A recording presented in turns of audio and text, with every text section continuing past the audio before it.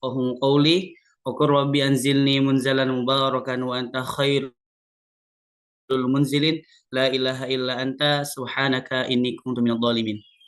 Alhamdulillah ayah bunda abang kakak semuanya, segala puji hanya milik Allah Subhanahu wa taala yang mana pada kesempatan pagi hari ini kita masih diberikan kenikmatan oleh Allah Subhanahu wa taala berupa yang pertama adalah nikmat iman, yang kedua nikmat Islam, yang ketiga nikmat sehat. Kenapa ketiga ini merupakan keutamaan daripada sebuah nikmat? Karena kalaulah bukan karena nikmat keislaman, ya kita tidak akan mungkin pernah ya bermajelis ya di sebuah kajian ilmu ini. Ya, karena kalaulah bukan kenikmatan iman yang Allah berikan kepada kita, banyak ya orang Islam yang mengaku dirinya Islam di luar sana, akan tetapi mereka masih jauh daripada Al-Quran, mereka masih jauh daripada masjid, mereka masih jarang mendatangi kajian ilmu, mereka masih jarang membaca Al-Quran. Maka kenikmatan iman ini sangatlah patut kita syukuri. Bentuk daripada rasa syukurnya apa? Ya, apa-apa yang memang Allah perintahkan kita jalani dan apa-apa yang Allah larang maka kita tinggalkan. Begitupun dengan nikmat sehat.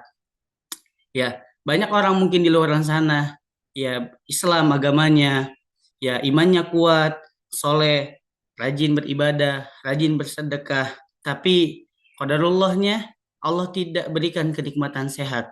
Ya, sehingga apa? Sehingga untuk beribadah mereka sedikit kesusahan. Ya, mereka terbaring lemas mungkin di rumah sakit, mungkin mereka terbaring lemas di rumahnya, sehingga apa? Sehingga tidak bisa menghadiri kajian, tidak bisa mungkin bangun tahajud karena kondisi tubuhnya yang belum sehat. Maka daripada itu, tiga kenikmatan ini ya Bunda Bangka semuanya patut kita syukuri dan bentuk daripada rasa syukurnya adalah paling seminimalnya adalah mengucapkan lafaz hamdulillahirabbil alamin. Nah, maka daripada itu Bunda Bang Kakak, ya kita jaga kenikmatan ini selama kita masih diberikan oleh Allah Subhanahu wa taala. Yang kedua, salat beriringkan salam selalu tercurah limpahkan kepada kedua hasanah kita, suri tauladan kita, Nabiullah Muhammad Sallallahu Alaihi Wasallam, kepada keluarganya, para sahabatnya, para pengikut pecintanya, dan mudah-mudahan kita selaku umatnya yang senantiasa ittiba bisa mengikuti jejak langkah beliau hingga akhir kiamat kelak. Karena kenapa? Karena beliau adalah ya orang yang paling pertama dibangkitkan ketika nanti hari kiamat dan orang yang paling terakhir masuk ke dalam surga. Kenapa? Karena beliau adalah orang yang memang bisa memberikan syafaat kepada umatnya, mulai daripada Nabi Adam sampai Nabi Isa alaihissalam. Ya, kita meminta syafaat kepada nabi-nabi terdahulu. Mereka tidak bisa memberikan syafaat. Bahkan nabi yang Allah utus ya ke muka bumi ini jumlahnya berapa? 124.000 dan Rasul itu 313. Ya, artinya apa? Ya hanya Rasulullah SAW yang bisa memberikan syafaat kepada kita. Ya, jadi kita selaku umatnya yang tak pernah jumpa dengan beliau, yang tak pernah hidup sezaman dengan beliau, yang tak pernah berhalakoh langsung dengan beliau. Bahkan mungkin ya kita ya tidak tahu persis sejarah beliau. Ya, maka daripada itu, perbanyaklah salawat, ya kerjakanlah amalan-amalan sunnah beliau, sehingga itu menjadi asbab mudah-mudahan kita bisa mendapatkan syafaatnya di yaumil kiamah kelak.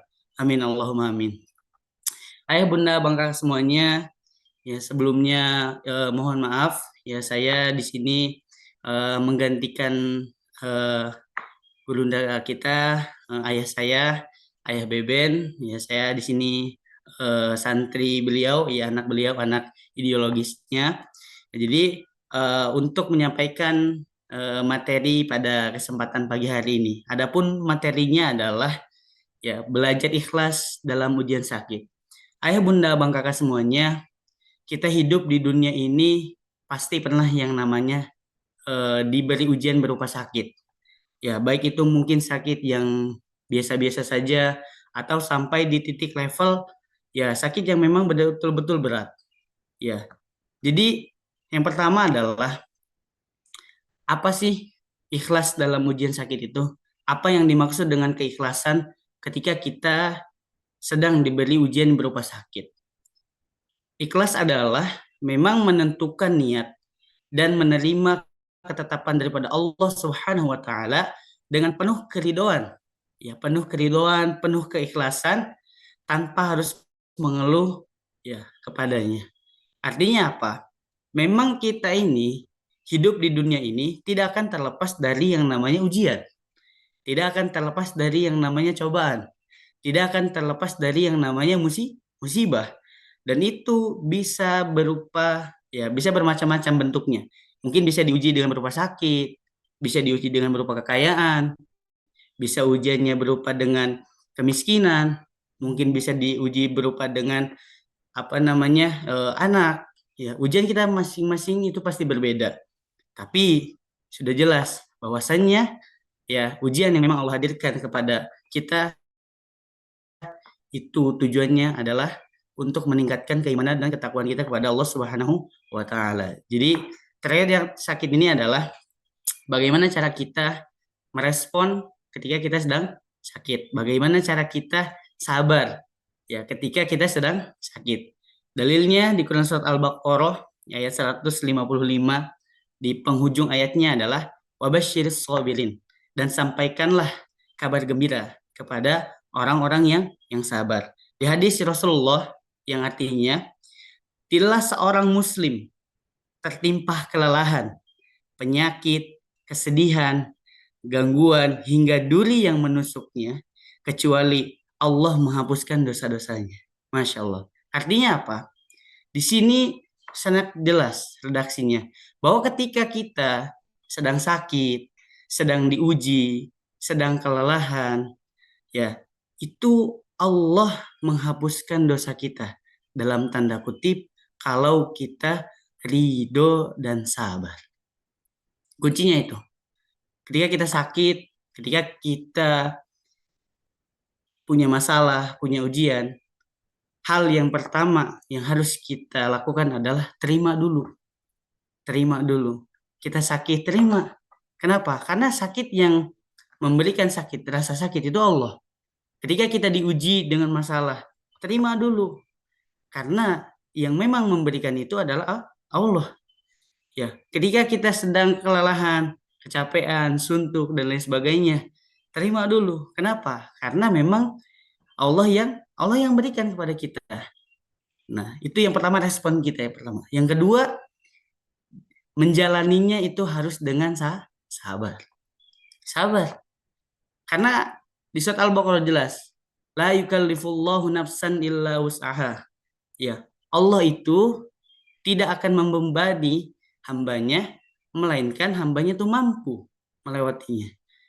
Artinya apa?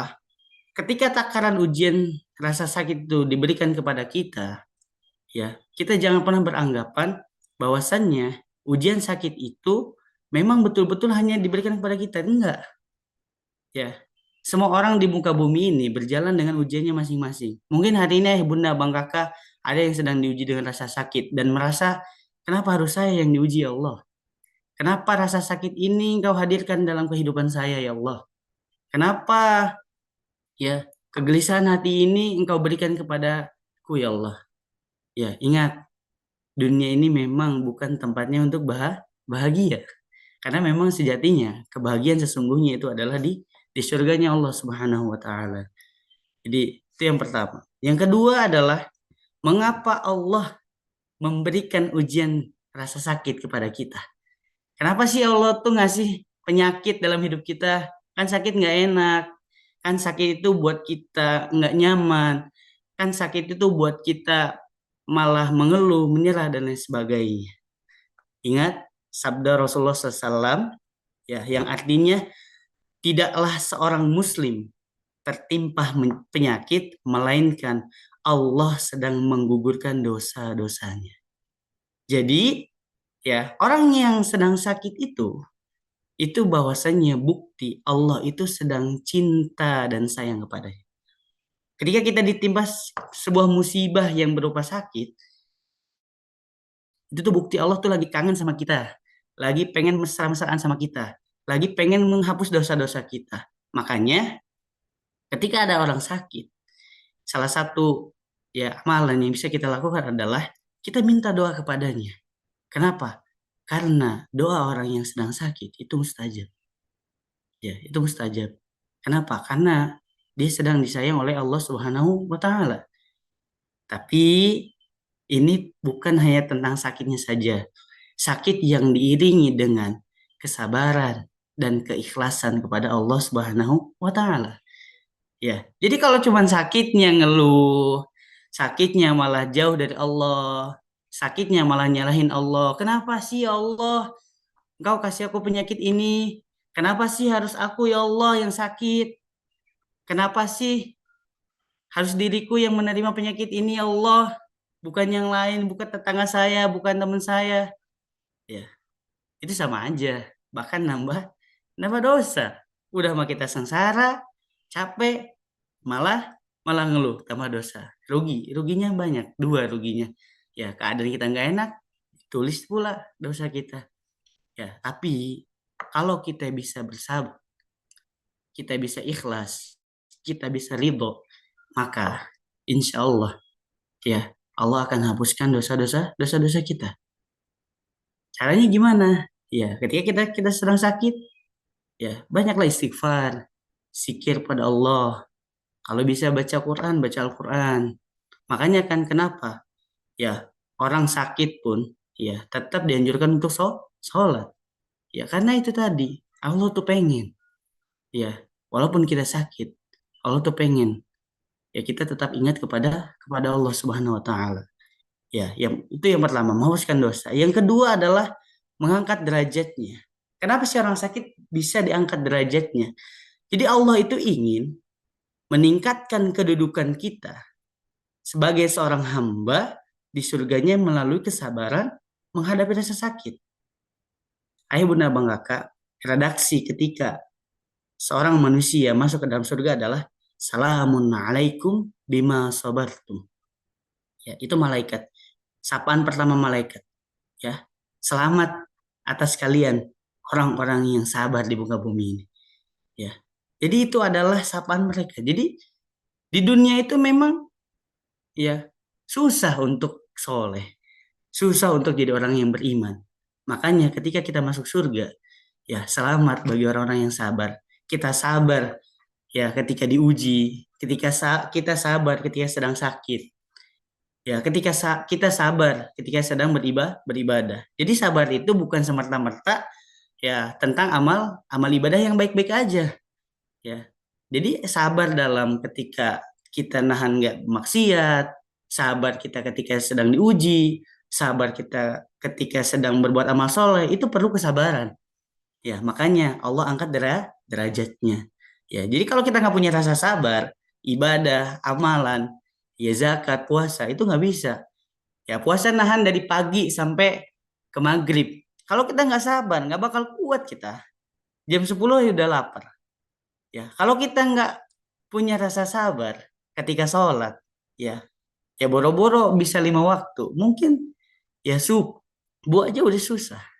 Ya, jadi itu mengangkat derajatnya karena supaya kita itu sabar. Bahkan di Asmaul Husna yang nama-nama sifat dan Allah itu yang diagungkan, ya nama yang terakhir adalah As-Sabur. Ya. Jadi Allah juga Maha Penyabar.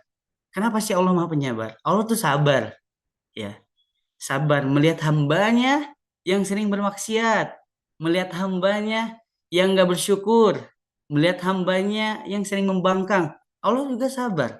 Maka siapa kita? Kita nih hambanya, udah hambanya, jarang bersyukur, banyak dosa, banyak membangkang. Ya, terus kita nggak sabar ketika diuji lagi sakit. Ya, naudzubillah min dzalik. Ya, malu kita ya bunda kakak. Allah aja yang punya segalanya di muka bumi ini, jagat raya ini, masih punya sifat sabar. Yang ketiga, meningkatkan ya kelemahan manusia. Jadi rasa sakit yang hari ini kita rasakan Bunda Bang Kakak itu sebagai alarm, reminder, pengingat bahwasanya kita nih manusia nggak bisa apa-apa. Kita nih manusia bukan siapa-siapa. Dan kita nih manusia kalau tanpa ridho dan juga kekuasaan daripada Allah, nggak bisa apa-apa. Mungkin ibunda abang kakak punya jabatan, punya kekayaan, punya kemampuan, ilmunya banyak, sehingga menjadikan kita tuh lupa bahwasannya apa yang hari ini kita dapatkan itu dari Allah. Kita masih merasa segala sesuatu yang kita dapatkan hari ini itu murni karena jadi payah kita. Enggak, ibunda abang kakak. Itu titipan dari Allah, ya. Itu titipan dari Allah. Itu Allah yang kasih. Makanya kenapa Korun, ya Allah azab dikubur beserta dengan hartanya. Karena kenapa? Karena dia lupa.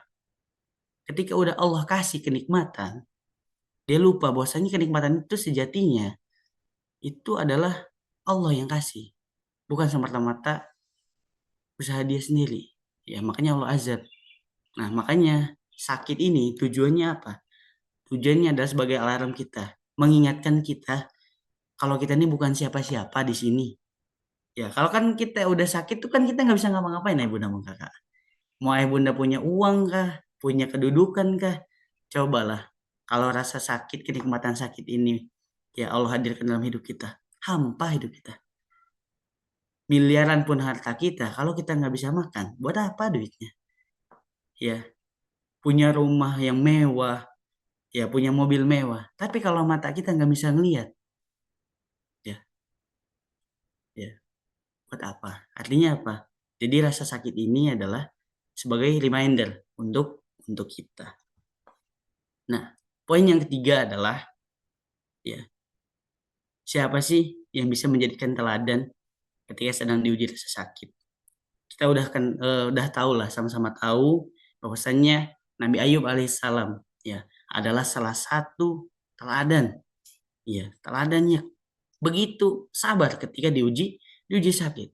Ini Nabi Ayub alaihissalam ya, beliau adalah nabi yang awalnya kaya raya.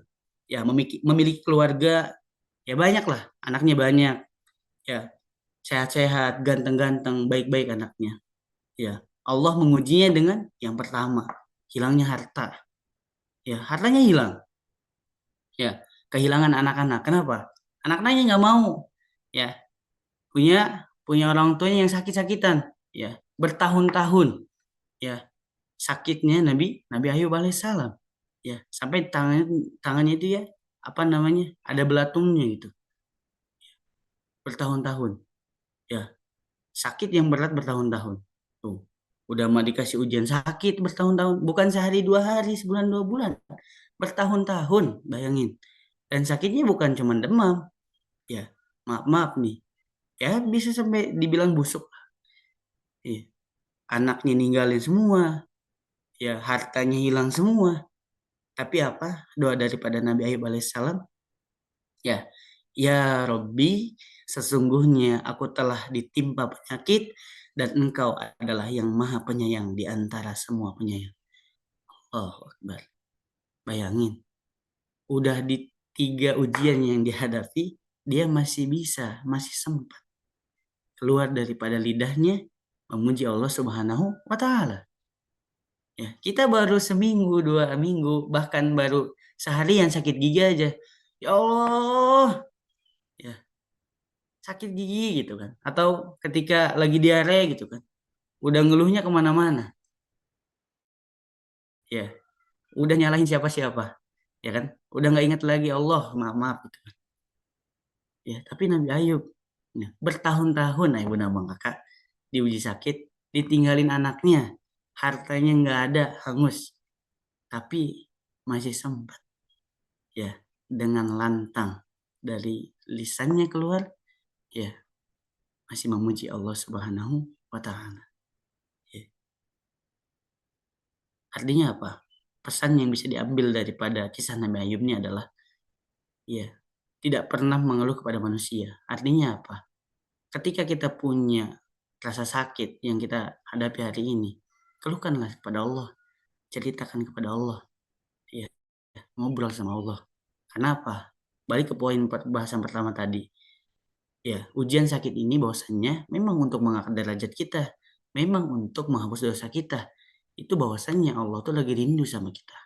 Mungkin sejauh ini, selama kita hidup, kita lupa sama dia.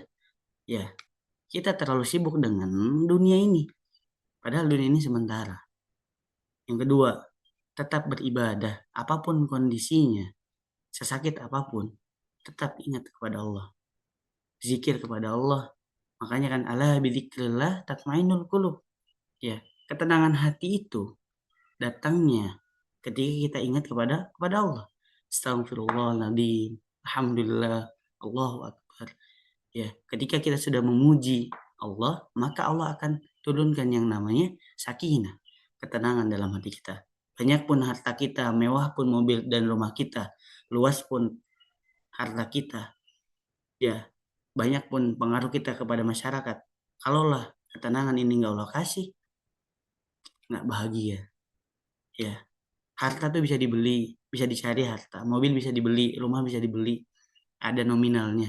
Tapi kebahagiaan itu susah untuk didapatkan kalau kita jauh dari Allah Subhanahu wa Ta'ala. Yang keempat adalah kapan sih kita harus ikhlas? Kapan sih kita harus sabar? Kapan sih kita harus ridho? Jadi di hadis Rasul dijelaskan bahwasannya sesungguhnya sabar itu pada saat pertama kali terkena musibah. Maksudnya gimana? Jadi awal mula ketika kita mendapatkan ujian, awal mula ketika kita sedang sakit, respon pertama itu tadi, makanya terima dulu. Terima dulu bahwasanya memang ini sudah menjadi ketetapan daripada Allah, sudah menjadi takdir di Lauhil Mahfud. Ya, terdahulu bahwasanya kita nih di sini di umur sekian kita akan sakit, di umur sekian kita akan diuji dengan sakit yang seperti apa, berapa hari, berapa lama, apa penyakitnya. Itu memang sudah menjadi ketetapan.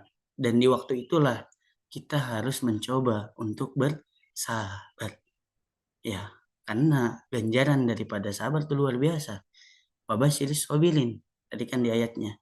Berikanlah, sampaikanlah kabar gembira kepada orang-orang yang sabar. Iya. Jadi bentuk ketika kita sabar ketika kita sedang diuji adalah ya sholat tetap sholat.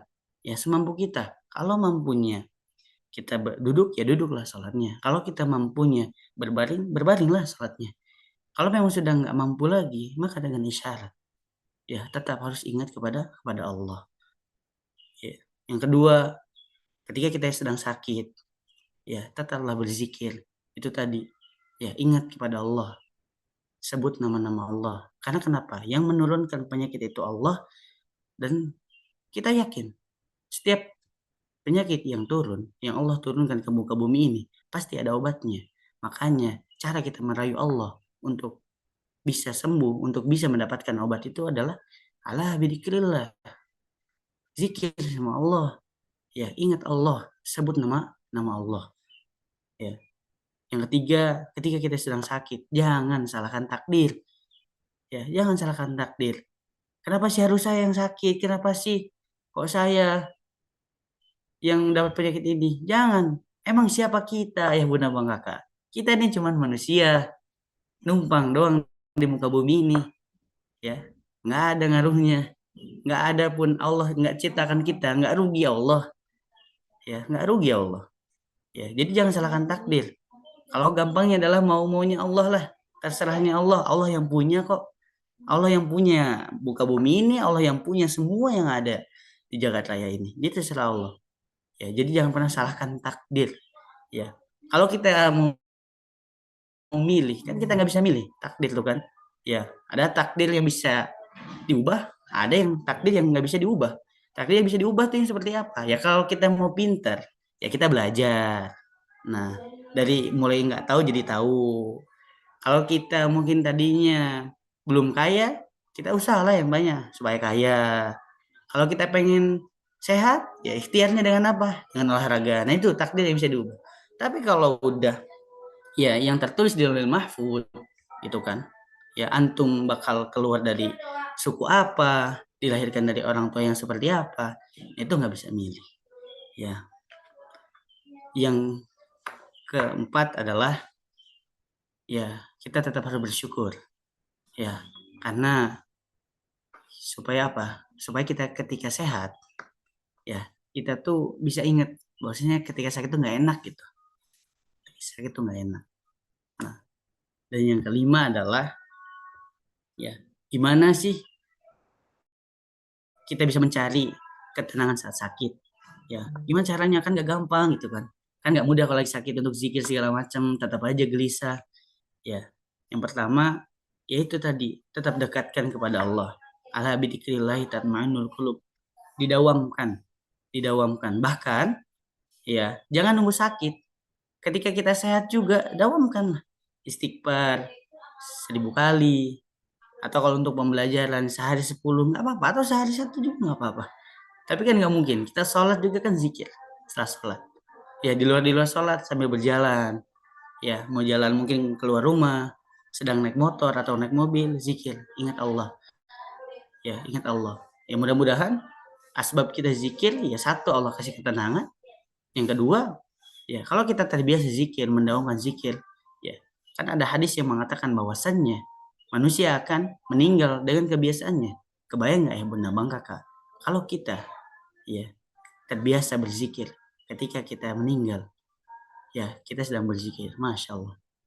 Ya itu sebuah keirian semua orang. Ya ketika kita bisa meninggal dalam keadaan bisa mengingat Allah, karena nggak gampang. Bahkan alim pun dia, ustadz pun dia, syekh pun dia, kita nggak tahu sakaratul maut kita itu di posisi sedang apa, lagi di mana, dan lagi ngapain, kita nggak tahu. Makanya mulai dari hari ini kita dawamkan zikir, ingat kepada Allah, dekatkan diri kepada Allah. Jangan dekat kepada Allah kalau pas lagi susah aja, lagi pusing, lagi susah, baru ingat. Ya, lagi sehat, bugar, sejahtera, uang banyak, harta banyak, ya, lagi sejahtera lah pokoknya, lagi bahagia, euforia. Tapi lupa, nggak ingat sama Allah, biasa aja. Nah, yang kedua, ya bisa kita dapatkan di majelis ilmu, ya, di masjid. Ya, maksudnya apa? Ketika kita sehat, ya, datanglah ke masjid, azan kan kedengar tuh, ya, datanglah ke jadwal pengajian-pengajian di rumahnya, mungkin di masyarakatnya. Ya, jangan sampai itu tadi yang saya bilang di mukadimah. Ya, udah sakit baru. Ya, kepengen banget datang taklim. Kepengen datang ke masjid sholat berjamaah. Jangan nunggu sakit. Ya, mumpung lagi sehat. Ayo datang. Ya, ya. Yang ketiga, ya, kita dekati orang-orang soleh. Ya, kita dekati orang-orang soleh karena itu adalah asbab daripada bisa menjadi wasilah. Jadi, ayah bunda bangga semuanya, ya, yang terakhir adalah bagaimana cara kita ketika kita sedang sakit supaya ikhlas. Yang pertama, meyakini itu semua adalah takdir terbaik daripada Allah Subhanahu wa taala. Ya, karena kan kita sering mengira, ya, kok takdirnya seperti ini, kita nggak tahu ke depannya seperti apa. Jadi yakini aja dulu, ini takdir dan ketetapan dari Allah. Yang kedua, perbanyak doa. Lagi sakit itu, doa, minta sama Allah, ingat sama Allah, jangan malah menyalahkan Allah, jangan malah menyalahkan keadaan, jangan malah mengeluh, jangan, tapi minta sama Allah. Yang ketiga, bersabar, ya, sabar, tetap sabar, harus sabar, ya. Dan yang keempat, tetap beramal walaupun sedang sakit. Apa amalannya? Ya kita bisa sedekah, kita bisa doa, zikir, baca Al-Quran, dan lain sebagainya. Banyak amalan-amalan. Jadi itu saja mungkin ayah bunda abang kakak semuanya, ya penyampaian kita pada pagi hari ini. Sebelumnya mohon maaf, mungkin masih banyak banyak sekali kekurangan, ya dari segi materi, penyampaian, dan lain sebagainya. Tapi ya mudah-mudahan ada hal positif, ada hal kebaikan yang bisa diambil, karena sejatinya yang baik-baik itu udah murni datangnya dari Allah, dan yang kurang-kurang itu udah pasti murni datangnya dari saya pribadi, hamba yang doif, hamba yang lemah. Mohon maaf kepada ibunda abang semuanya, mohon ampun kepada Allah. Mudah-mudahan kita sehat selalu, kita selalu ingat kepada Allah, syukur kita kepada Allah. Syukron. Assalamualaikum warahmatullahi wabarakatuh. Syukron ibunda abang semuanya. Waalaikumsalam warahmatullahi